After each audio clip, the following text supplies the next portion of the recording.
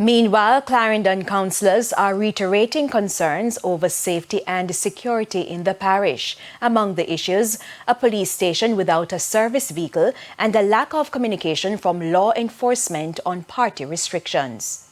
The Longville Park Police Station, serving one of Clarendon's fastest growing communities, currently has no service vehicle.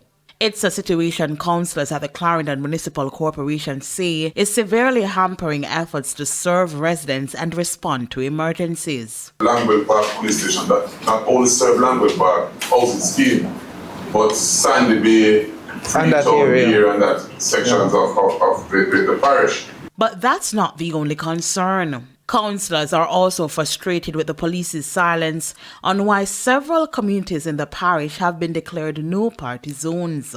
According to Councillor for the Hayes Division C and Barneswell, the restrictions fall under the Noise Abatement Act.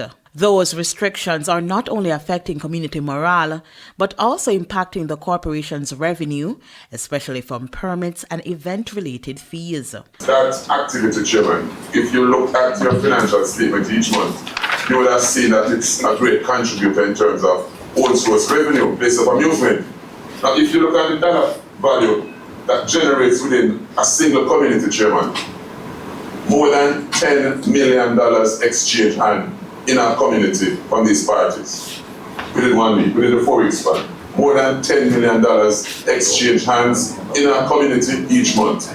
Now, that is money come to the community, which the government didn't provide. To make matters worse, the police's continued absence from the corporation's monthly meetings has been glaring. The first time I met the SSP for the parish is when he came here and introduced himself as a commander. Since then I've not seen him. I don't know what he looked like. We have lost, when I said last, a transfer has been done for Owen Brown, who would come to a meeting and update us.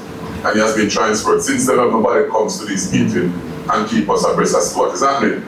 Now the councillors are calling on the police to attend the meetings to give updates on security matters and to explain the rationale behind the no-party designations. They also want an open discussion on the Noise Abatement Act and how it's being applied across the parish.